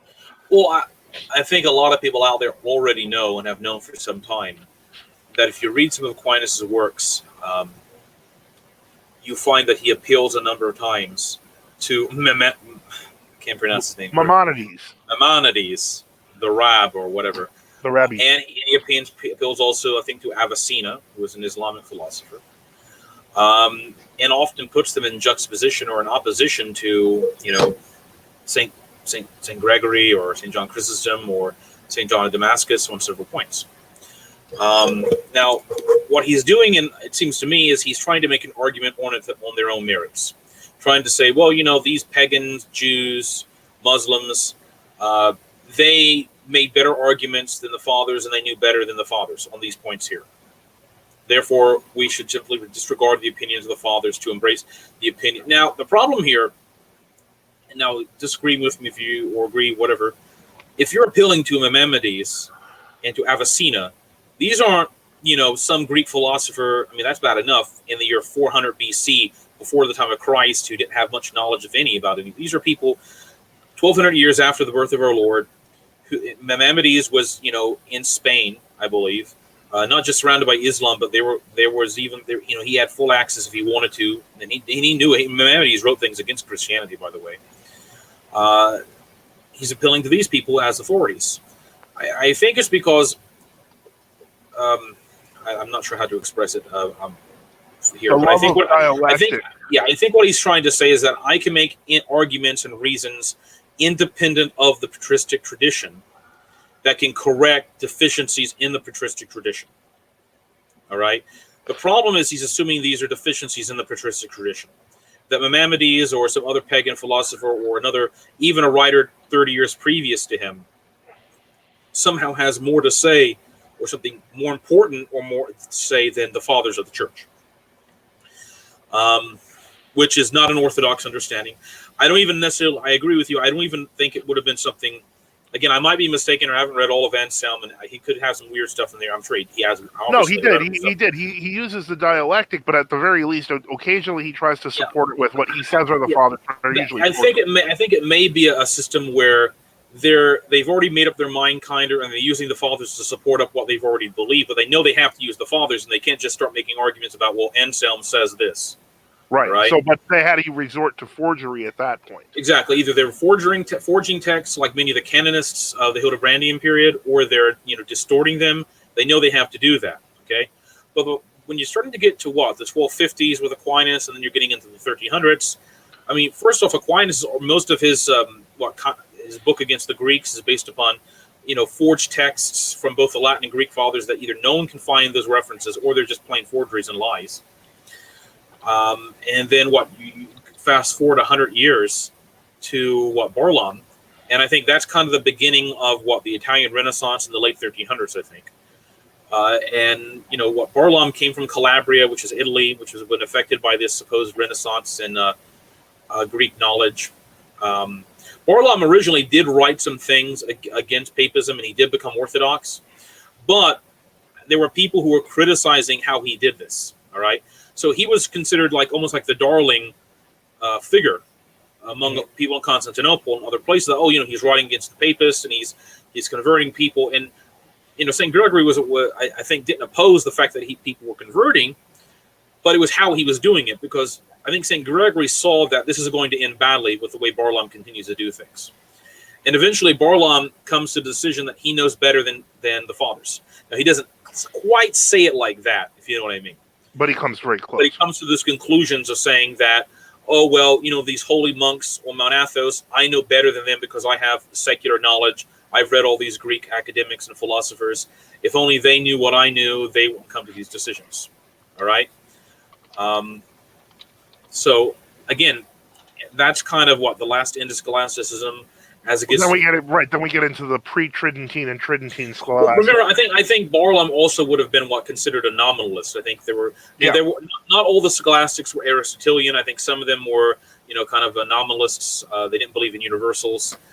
Maybe there were some who were maybe people like John Duns Scotus. Maybe he was a Platonist. I did read some of these guys when I was 13. It's very vague knowledge in my mind. I don't know if I want to go back and read them all again. Yeah. But again, it's something leading away. I'm sorry. I'm going to step out for just a minute. But continue. Okay. I'll try to continue talking. Again, it's kind of knowledge or leading. Yes. Now, Atomic Lead says, it seems to me that the thing with scholasticism is the question of what you get just by reason, and when you go to the fathers, councils, etc. I believe that's true. And at what point, I would also add, maybe I should rephrase. They should also say that our primary source of knowledge, because not all of us, unfortunately, most of us aren't going to be illuminated directly by the Holy Ghost.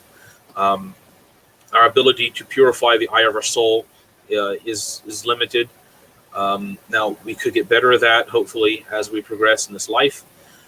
And maybe some of us will see the divine light before we repose. And hopefully, many of us, those who are listening, will repent, so we will be brought to paradise to see the divine light when we repose. But again, can fallen human knowledge, fallen human reasoning rely on itself? And I don't think it can. If you're just compiling lists and quotations of the fathers and consulting with the church teachers as a whole, that's much sounder. It may sound academic and dry, but that's a little bit sounder than trying to come up with your own rationality and reasoning to understand the scriptures and fathers' accounts of the church. Atomic Lead says, didn't Barlaam end up a papist bishop? And that's true. He did. He ended up going back to Italy, and he was made a bishop somewhere, I guess, in southern Italy. So yeah. He came into the church with a big ruckus, and then he left. With a big ruckus, yep. So some people thought, did he join just to cause problems? Or I think Barlaam was really kind of like an academic philosopher, if you know what I mean. Mm-hmm. He was really into that kind of stuff, and maybe he should have just stayed in that field and just been an Orthodox layman dealing with manuscripts in Constantinople or whatever. but he wanted to be a church teacher as well. All right, and he felt he had greater knowledge than the ascetics of Mount Athos, and he ultimately condemned himself. So. Yeah, that's unfortunate. Okay, so we're getting to the point where we have questions. There were a couple of questions from the Discord. I know that Alexander's brought one up, and I mentioned them to you earlier, so I'm just going to quickly read them. Okay. Give me a moment. Okay. The first one was on the stream from September 14th, 2018. Bishop Enoch mentioned that there were two figures who may have infiltrated Charlemagne's court to propagate the filioque. Have you found any more information on this? And if so, who are the two figures? Did we do a stream in 2014? 2018. It was 2018. I was going to say. No, September 14th. So. Oh, I'm sorry. I think I also mentioned I didn't really want to say much more about it because I didn't. My suspicion, at least, was that it's possible Theodulf of Orleans was kind of behind a lot of the stuff happening in the court of Charlemagne. I'd have to do more research into that subject. I know that during the latter part of Charlemagne's rule, see, there's a lot of stuff behind the scenes stuff going on now. I haven't read all primary source documents from that period. I probably have. I need to get back into it. But there are a number of unanswered questions. Okay, one, when Charlemagne would say things, when he would write letters to, let's say, Pope Saint Adrian, okay, or who was after Pope Saint Adrian? Saint Leo III, I believe. Yeah.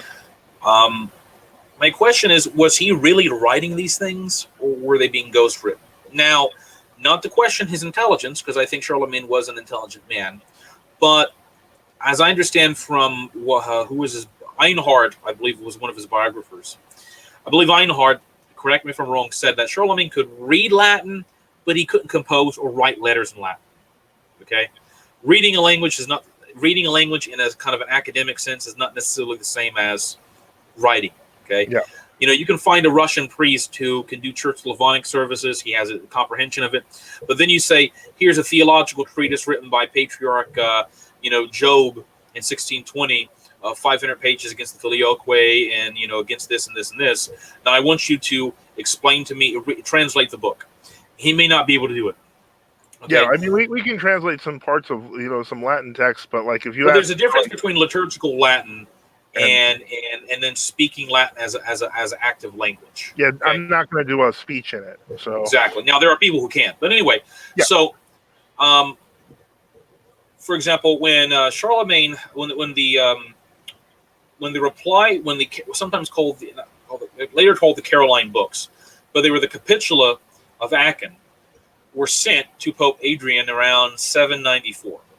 Okay. I think they may have been. They technically were sent before Frankfurt, the Council of Frankfurt, which was also in 794. In these capitula, supposedly under the name of Charlemagne, which I don't believe he wrote it, but he maybe approved of it being written. Maybe. What happens is they question the veracity of the doctrinal statements of the Seventh Ecumenical Council.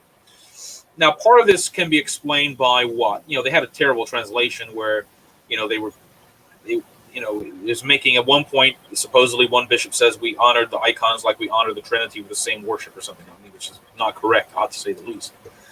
And Pope Adrian, St. Adrian, replied to each of them. All right, he censured some. He said some were correct, but the vast majority said were wrong, and he provided numerous explanations. At that point, we don't hear anything more from the Frankish court, wherever it was. It moved around a bit about this issue. Now, they have the Council of Frankfurt. Okay, and there were legates from Adrian I there, Pope St. Adrian. So this is why I think we have to be a little bit careful with how they deal with Frankfurt.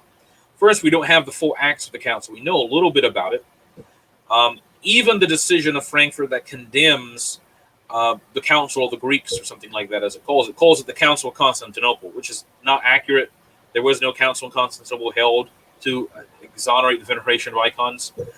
And it basically says that they believe images should not be given adoration. That's what the Council of Frankfurt says. Now, the question is, why do they say that? Probably because they had the replies of Pope St. Adrian there. They had the Roman legates there. So they said, look, this is what the Pope is teaching. If you don't agree with it, you're not going to be in communion with us. Okay. So anyway, let's leave that as it is for the moment. Charlemagne does make visits. I believe he does make a visit to Rome sometime a little bit after that when Adrian was alive. I know he definitely makes a visit to Rome when Leo III was alive. In fact, there are I don't know what you call them, mosaics. There are church paintings actually in Rome that show Pope Saint Leo III and the Emperor Charlemagne together. They were made during the visit, and you can tell they were made during the visit because there's no halo around either of them, around these Pope Saint Leo III. All right, which kind of, I think there's a square around him, which kind of indicates he was a living person at the time. So, I don't think I can't believe Leo III or Adrian would not have said something to him and said, "Look, Your Majesty, this is an issue I have to discuss to you about icons and what happened in Constantinople and Nicaea too, etc., etc." Because first off, Pope Adrian, Pope Leo III, to argue that they were just so terrified of Charlemagne that they would do whatever he said, but yet, they were. I don't buy that. I don't buy that for a number of reasons. One, previous popes, so for example, Saint Gregory III and Pope Saint Zachary, Saint Gregory II, when Rome was under the technical authority of the Byzantine Empire, even though it was iconoclast, they simply rebuffed every attempt by the iconoclast schismatic heretics to impose, by that heretic emperor, to impose his authority on Rome, to destroy the icons, all right? So if they weren't afraid of the emperor, of the heretic emperor who had technical control over them, physical control, or at least in some sense, he could have threatened them a lot more than some distant Frankish emperor, then I don't believe they would have simply rolled over backwards. Because if you're claiming Pope Saint Adrian and Pope Saint Leo III, who are commemorated in the church, simply just let Charlemagne continue teaching heresy and the Frankish bishops, they knew about it, then you're essentially saying that those men are heretics. Okay? And then what becomes of the judgment of people like Saint Theodore Studium and others who knew those people? Okay? Who knew those popes? Okay? So the only conclusion is that upon their visits to Rome, they were simply talked to, and the issue was dropped about any opposition, and they had to accept. Now, because technically Rome did not accept the Seventh Council as the seventh, they accepted it as a valid Orthodox council at the time, but they did not want to call it ecumenical, and they did that. There were various reasons they didn't want to do that. Technically, Antioch didn't technically list the Seventh Ecumenical Council as seventh until, I don't know, there's some manuscripts beginning in the 12th, 13th century where they began to do it. Not because they considered it heretical, but because they considered it to be a council of Constantinople dealing with some, issue. Iconoclasm was a big issue in the Byzantine Empire, but outside of it, it wasn't a big issue because most people weren't iconoclast. In that context, there was something that happened, as I recall, around 813. I think Charlemagne died, 813? 816? Near the end of Charlemagne's reign, Theodulf of Orleans is either near the end of his reign or right after, either near the end of Charlemagne's reign or right after Louis the Pious, I think Louis the Pious, who took over as emperor. Theodulf of Orleans and a number of other people at the Charlemagne's court were basically kicked out. They were told they weren't welcome there anymore. So, again, I haven't gone into this issue again in almost 2 years, but my original theory was that maybe they were the ones who composed the Capitula. Maybe they were the ones who were told in some capacity by Pope Adrian and then Leo III, look, you need to stop this, and it was all quieted down, it was all hushed up, and the teaching, the dogmatic horus that Adrian had issued was simply outwardly accepted by Charlemagne and others. And then after Charlemagne dies, his son is basically getting rid of all these people because he doesn't want them to cause any more problems. I don't know. That's my theory. Now, the other person, I think I mentioned, so Theodulf of Orleans, maybe. And, I can't remember who else I have. I haven't really gone into this issue. I haven't really investigated a lot since late 2018. So unfortunately, I have a lot more books that I need to read. So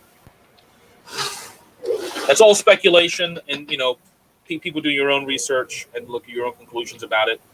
But I think if you begin to do a little bit of research into that matter, the interaction between the Frankish court, the Orthodox Rome, and how they interacted with Constantinople in the 790s, when it still was Orthodox after it had come out of schism and heresy, and before it went back into schism and heresy around 815, you will find that simply saying, "Oh well, the popes were cowards and did whatever the Frankish emperor wanted," that simply just that makes a mockery of calling many of those people saints, such as Leo the Third. And by the way, Leo the Third did not write that document that they claim it teaches the Filioque, that encyclical confessional letter. That's actually written, I believe, by Adhemar Chambenes in the 11th century as a forgery.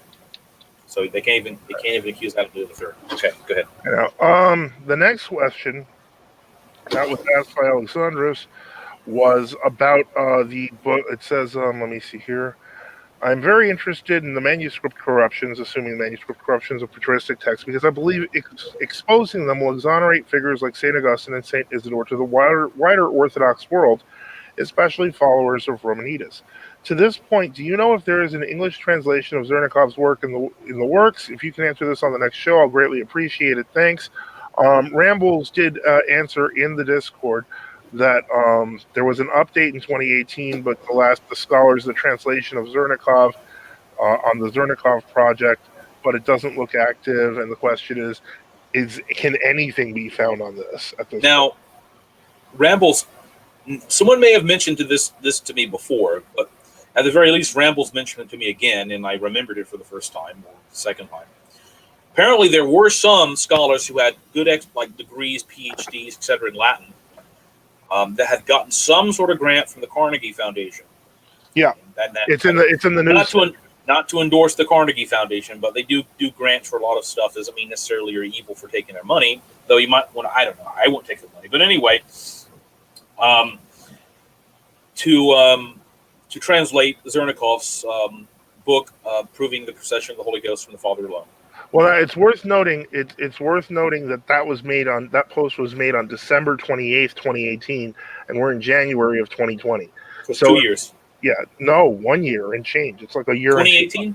2018 is 2020 now. Right, but it's December 28th, 2018. It's I'm sorry, December, not January. Okay, I'm sorry. Right, and then it's January now in 2020. So it's really been a year and 2 months. No, I believe they did translate the part of the prologue for the life of Zernikov. Okay. You can. It's only like the equivalent of a page. That does provide you some interesting information. I mean, most of us could have found that anyway. But I mean, now the other problem is that it could be these people are actually actively. Let's not attack them because they could actually be working on this, and a lot of people just don't put translations out in piecemeal. They want to finish the whole work. Yeah. And go through it. Now, I would do it differently. I would simply think, let's as we translate each corruptella, which is like they have like 18 corruptellas for this Latin fathers, etc. I would just let's put this up. Well, they may be wanting to sell the book, all right? And if they want to sell the book, the less you talk about it, the better. Exactly.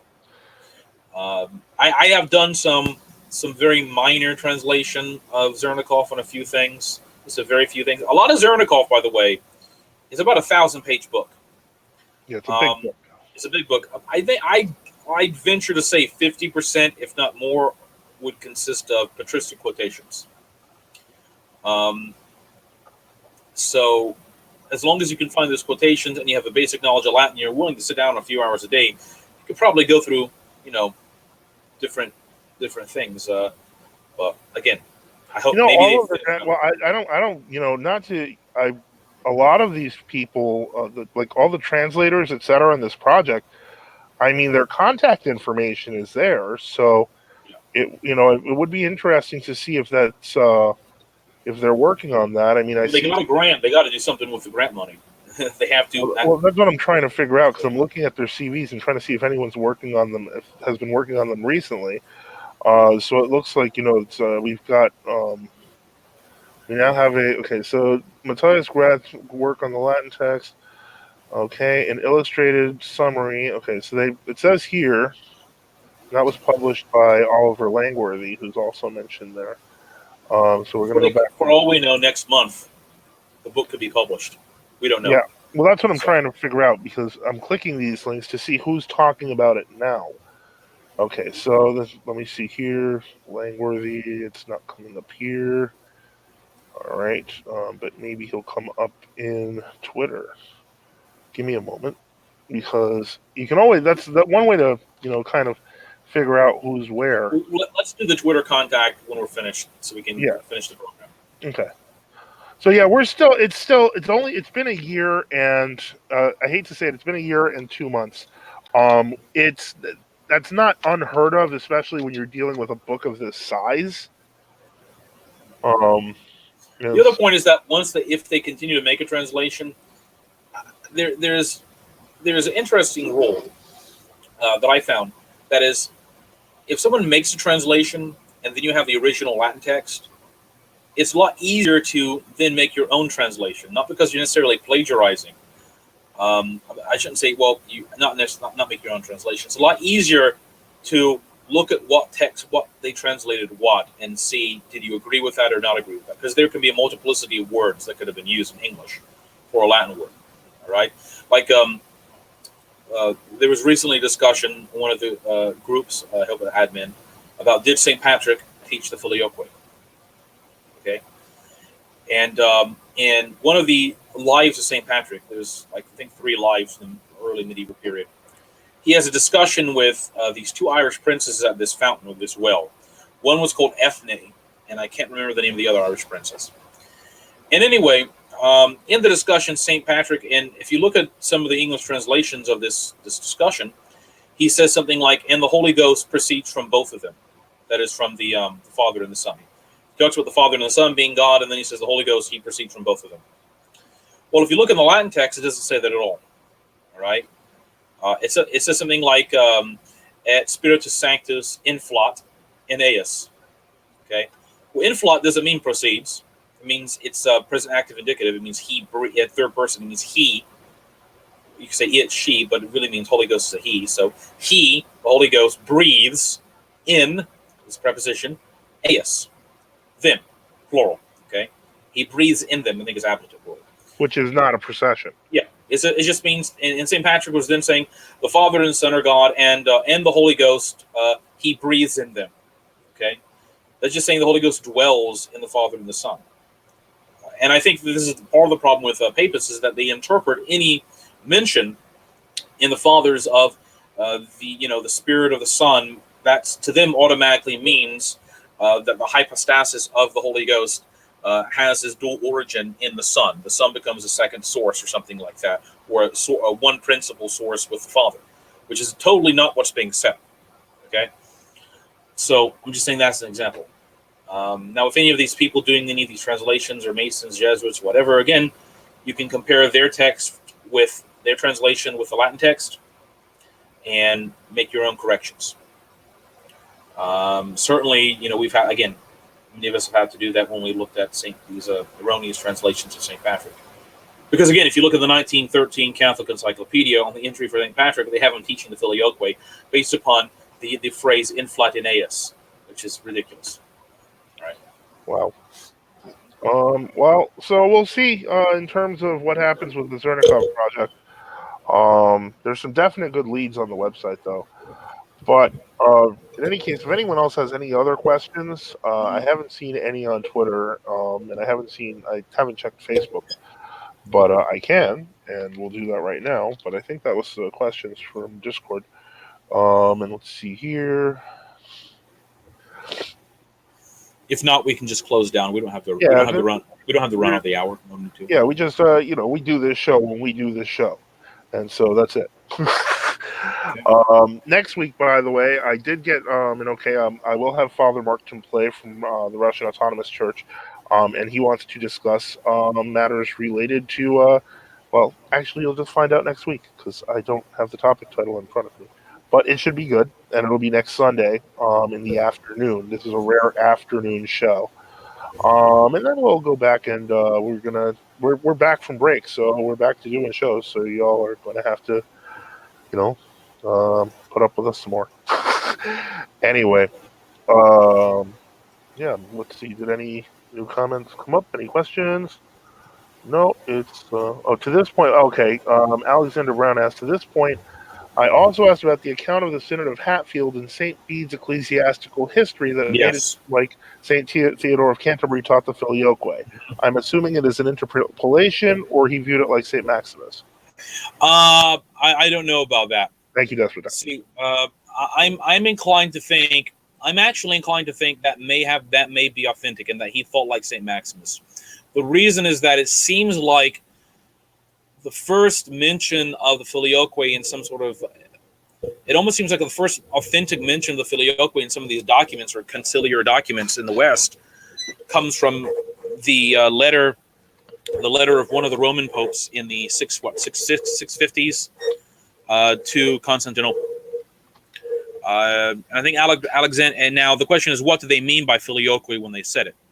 All right, and Saint Maximus's explanation is found in the letter to Marinus, to the presbyter Marinus, I believe, in which Saint Maximus says that when the Latins use sometimes the word proceeds from the Father and the phrase proceeds from the Father and the Son, I'm of course paraphrasing it, that they're not talking about the origination of the hypostasis of the Holy Spirit. All right, they're talking about like maybe a temporal mission or kind of what we might later call also an energetic flow. All right. That again, I think the earliest manuscript of Saint Bede's ecclesiastical history is from like the 740s, and I did about 2 years ago find a digitized copy of it, and I did, and it was kind of arduous because how the minutes, anyways. Anyway, I eventually found the section for the Synod of Hatfield, and it did have that phrase in it.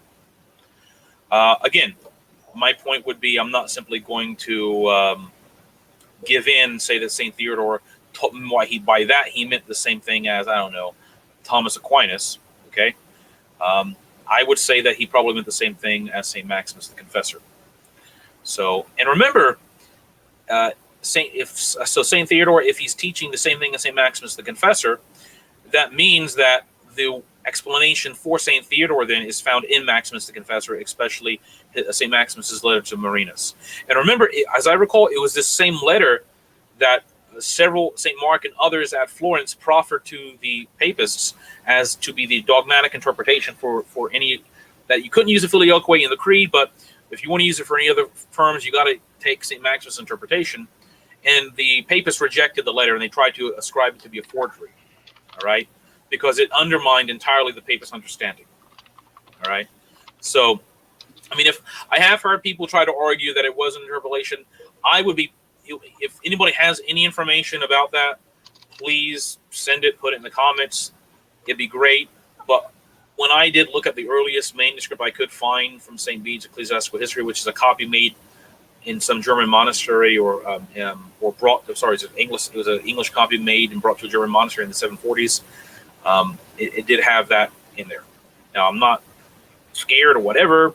Well, now, my question is that I can see where it might say it proceeds from the Father and the Son, but I mean, what I'm finding here, it implies that it was in a creed, and I don't know that that was necessarily the case. I don't think St. Martin, when he used it, did not. No. What are we talking about? St. Bede at Hatfield? Yeah, because he says something. I think he says something like the Holy Ghost inevitably proceeds from the Father and the Son. I think I'll have to look it up. But it's an anti-monothelite statement, is what's happening. Okay. Hatfield was see what happened is in the lead up. Hatfield was what? I think if you look up Synod of Hatfield, maybe 679, something like that, late 670s. You see what was happening is that during the 670s, the Orthodox bishop in Rome and others were sending messages out to all the different Orthodox Western bishops saying, hold local synods and let's all condemn the monothelite heresy. Okay, mm-hmm. And there was for example, there was a synod in 675 in Toledo which condemned the monothelite heresy in explicit terms. The last of those synods was the Synod of Rome of 680, which condemned it. So, Synod of Hatfield,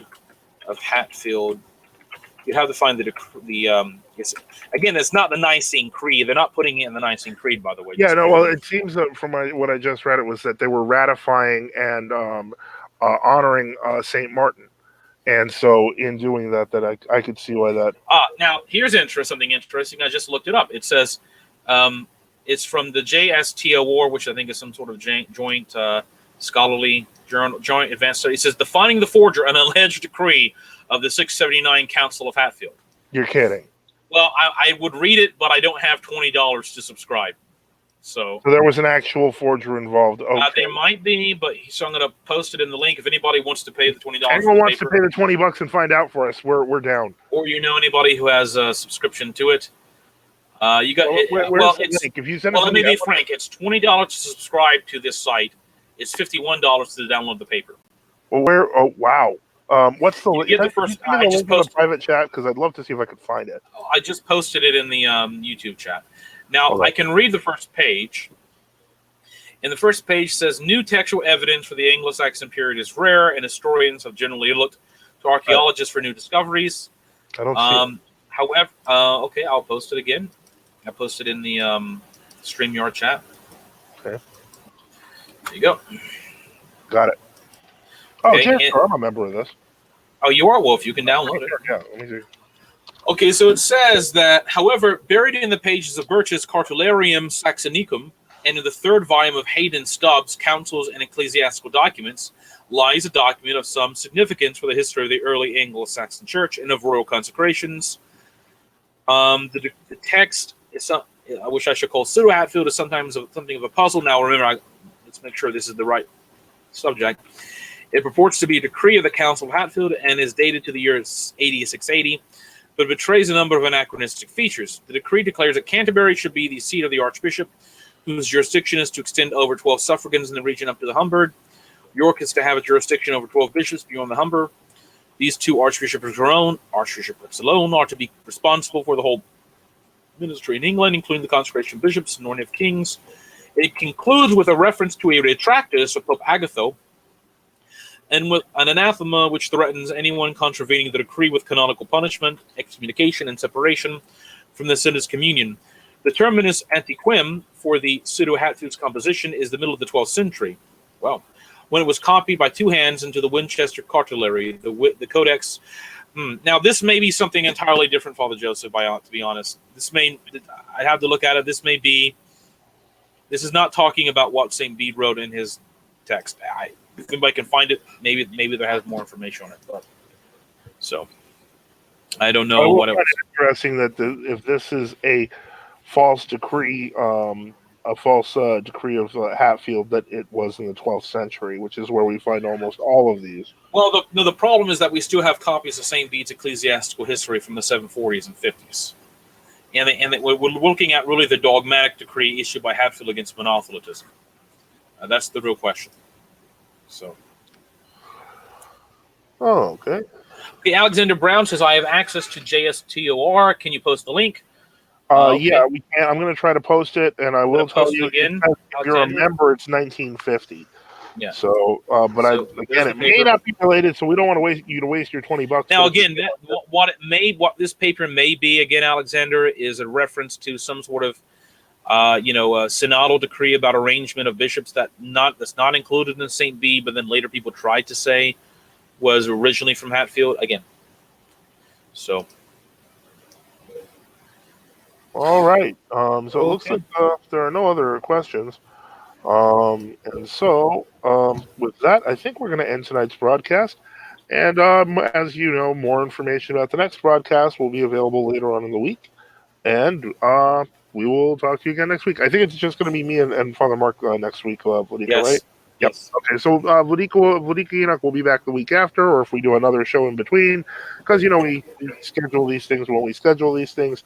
But in any case, thank you for your patience during this break, and have a great night. Thank you all for listening. And Sean asks, why don't you mention where to find your donate button? That's actually a good question. The donate button for the Orthodox Apologetics channel can be found, I believe, on either Let Us Attend Apologetics. You can also use the NFTU donate button, but also now that I've put out the chapter headings for the book on apologetics that I'm going to try to write, God willing, this year. I'm going to see if Patreon, if we can get that going, and people who sign on with Patreon at certain levels will get the book for free. So that's something that I've been considering, and so I'm hoping that we'll figure that out. Patreon is just to donate people money, basically. Yeah, and so normally I think it's still on Let Us Attend. If you go to Let Us Attend Apologetics, I believe that's where the donate button is. I can always include it. Hey, why not? Wait, hold on. Give me a second. And if anyone wants to issue a donation, please, we gladly accept. And hold on while let me check this and see if it is here. Okay, I don't know that it is here. Where did we put the? There's got to be a donation button somewhere. I I don't don't know much know. about it. Yeah, I'm not sure exactly where it would be then. So that's it's around here somewhere. Um, I guess I'll just put the NFTU donate button there. Yes, but we'll continue doing. We'll continue doing shows, and maybe next time I will actually have the link and have things put to put in order because I'm pretty not ordered sometimes. All right. If anyone has any other comments or questions before that, we'll have a good night and thank you for listening. Thank you for your questions, your comments, kind thoughts, and have a good night, everyone. Good night. Benedict. Benedicite.